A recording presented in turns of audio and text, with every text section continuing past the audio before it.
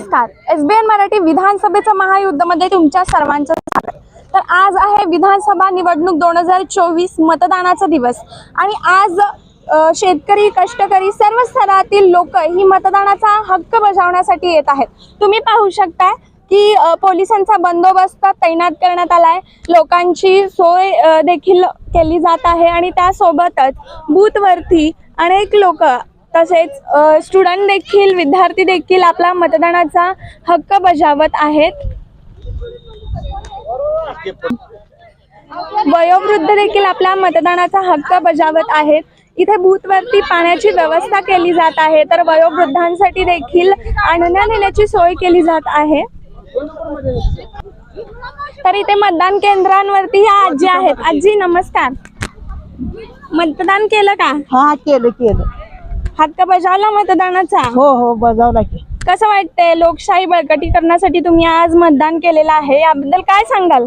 आता काय सांगू, मला काय सांगा. तुम्हाला काय वाटतंय? हा तर बोलाय आपल्याला येत की नाही काय बरं ठीक आहे.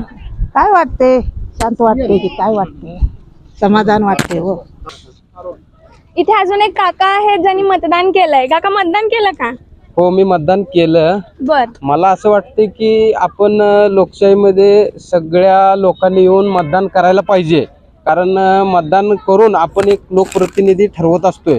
त्या लोकप्रतिनिधीकडे आपण म्हणजे ज्या लोकांना वाटते की बाबा आपण काय काम करणार आहे असा लोकप्रतिनिधी प्रत्येकाने निवडायचा आणि त्या प्रत्येकाने आपापल्या त्या म्हणजे लोकप्रतिनिधीला मतदान करून पण 100% लोकांनी मतदान हा आपला येऊन हक्क बजवायला पाहिजे असं मला वाटतंय. बरं, इथे युवा पिढी देखील आहे, आपण त्यांच्याकडून पण जाणून घेऊया. मतदान केलं का? केलं मतदान. बरं, आपल्या युवा पिढीला काय सांगाल मतदानाच्या हक्काबद्दल? सध्या मतदान करणं हे खूप महत्त्वाचं आहे.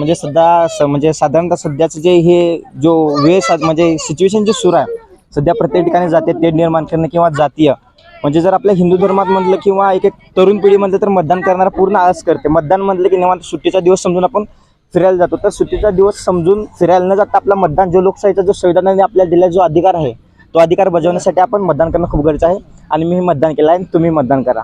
धन्यवाद. नक्कीच मंडळी, मतदानाचा हक्क बजावणं खूप गरजेचं आहे. आणि सलगरे गावामध्ये सध्या आपण आहोत आणि आपल्या सोबत आहेत सलगरे गावचे माजी सरपंच तानाजी पाटील. तर त्यांच्याशी संवाद साधूया की त्यांना मतदानाबद्दल कशी प्रतिक्रिया मिळत आहे. नमस्कार. नमस्कार. आज मतदानाचा दिवस आहे, तर तुम्हाला कशा पद्धतीने लोकांचा प्रतिसाद मिळतोय? कसा आहे, मतदानाचा दिवस म्हणजे पवित्र दिवस असं आम्ही समजतो आणि प्रशासनानं सुद्धा मतदान मोठ्या प्रमाणामध्ये ताकदीने करा असं सांगितलेलं आणि त्यामुळं सलगर गावामध्ये सुद्धा ताकदीनं उत्साहानं जसा दिवाळीचा सण साजरा करतो असा उत्साह मतदानाच्या रूपानं त्या ठिकाणी दिसतोय. मागच्या वेळेसची टक्केवारी आणि आत्ताची टक्केवारी याबद्दल तुम्हाला काय वाटते, काय सांगाल?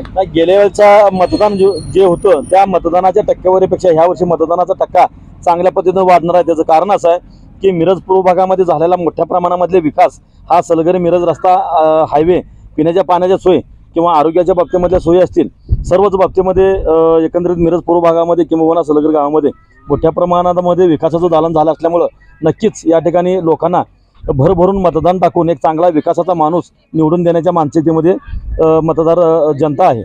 विकासाच्या दृष्टिकोनातून जनता म्हणजे कशा पद्धतीने बघत आहे विकासाच्या दृष्टिकोनात? विकासाच्या बाबतीमध्ये जर बघितलं तर शांतपणानं डोळं झाकून पाठीमागचं सलगर गाव किंवा मिरज पूर्व भाग आणि डोळं उघडल्यानंतर आत्ताचं सलगर आणि मिरज पूर्व भाग जर बघितलं तर नक्कीच फार मोठ्या प्रमाणामध्ये बदल दिसतो. एकच उदाहरण सांगायचं म्हटलं की सलगर मिरज हा जो रस्ता होता तो एक पदरी रस्ता होता, म्हणजे एखादं वाहन आलं की क्रॉस व्हायचं म्हटलं सुद्धा दुसऱ्या बाजून जावं लागत होतं. आज एवढा रस्ता मोठा झालाय की सलगरमधून मिरजेला जायला 1 तास, सव्वा तास, 1.5 तास लागत होता. आता अवघ्या 25 मिनिटांमध्ये आम्ही मिरजेमध्ये पोहोचतोय. असे अनेक कामं मोठ्या प्रमाणामध्ये झालेले आहेत विकासाची, त्यामुळं या ठिकाणी मोठ्या प्रमाणामध्ये विकास झालेला आहे. त्याबद्दल आम्ही समाधान आहोत, काही अडचण नाही. ठीक आहे मंडळी, कशा पद्धतीने सलगर गावाला प्रतिसाद मिळतोय हे आपण जाणून घेतलंय माजी सरपंच तानाजी पाटील यांच्याकडून.